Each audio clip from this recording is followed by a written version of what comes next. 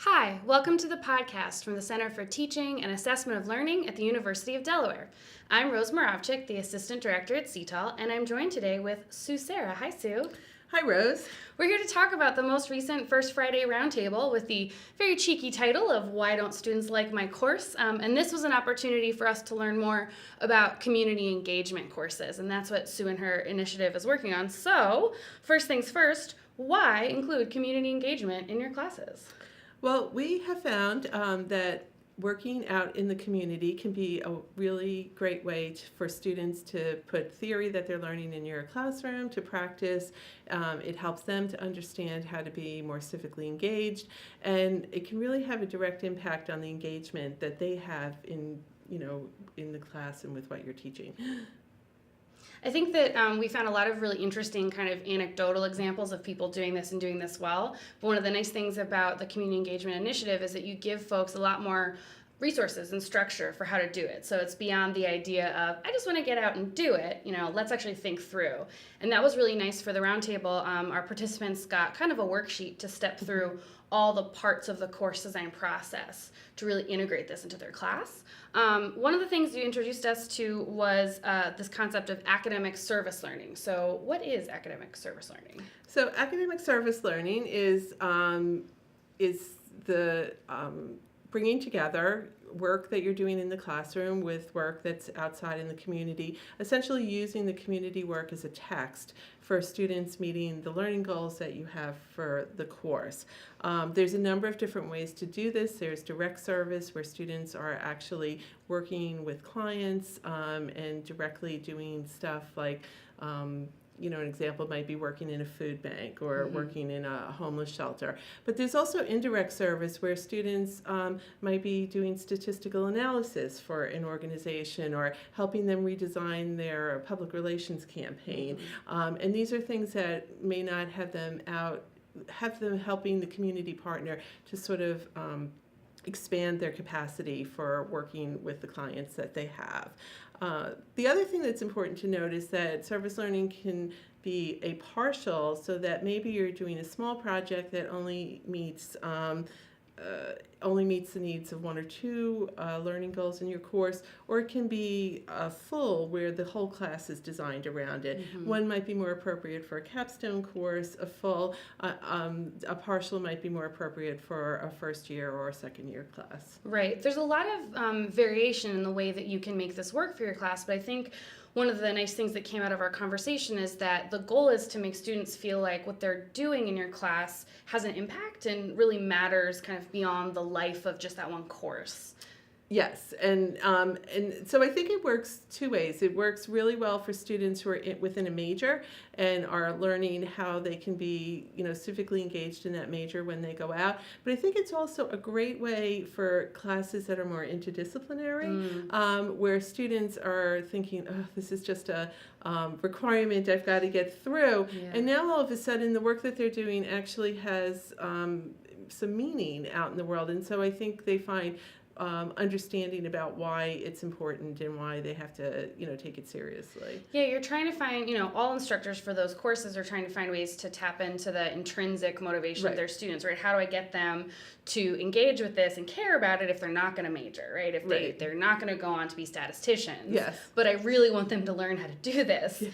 And, we know that more and more our incoming freshmen and sophomores, the sort of traditional college-age students, are more civically minded. They are interested in trying to make an impact and improve the world around them. They have that goal. And so it doesn't have to be, as you said, it doesn't have to be a whole course. It could just be an aspect of your class. Right. But it gives students that authentic experience of doing and learning from doing. Yes. Yeah, which really kind of pulls it all together. That's correct. Yeah, and I love that we talked about learning goals a lot. We walked through all of the objectives for your course, and as you said, using the service itself as the text. It can be an actual place where content is delivered and understood and processed. That's correct. Another important part of an academic service learning course is the reflection piece. Right. And so students need to have a place to process what they're experiencing in the community with what they're learning about in the classroom and in the more traditional texts that they're reading. Often there's some disparities between what they're reading and what they're actually seeing. Also, there's a lot of messiness, to be truthful, in doing this kind of work.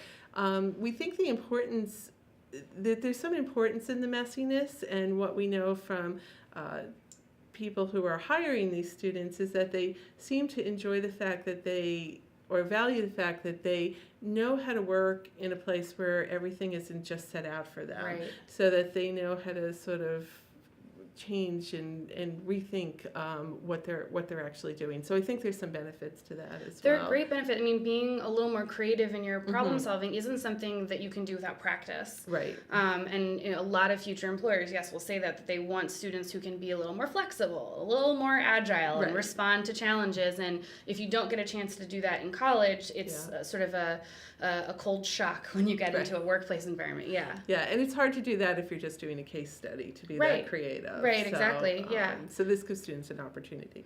So there's some hallmarks of this mutually beneficial relationship for both the students and the community partners. And what are some examples of how that mutually beneficial relationship could work? So one of the things I encourage faculty is to think about their relationship with the community partner long term, if it makes sense, so that way you can start small, you can build up. If a class isn't going real well one year, you both have enough trust with each other to sort of both make the adjustments that are necessary. So that means having a community partner in mind often when you're designing your course or redesigning it, and that you have an idea of the kind of project that you need to do. It's helpful too to make sure that the community partner understands what the constraints are of a college class. Like, there's 14 weeks, what an actual, sophomore can accomplish in that amount of time, so that their expectations are managed, and they're not expecting, sort of miracle work, which can happen sometimes. Right, the perfectly polished presentation, pamphlet, exactly. Yeah. Yeah. We had some colleagues from English who were brainstorming ways to maybe do this in E110, which is one of our really big freshman courses. And they brought up the idea of bringing students into maybe a nursing home or a senior community to engage in really some intergenerational learning.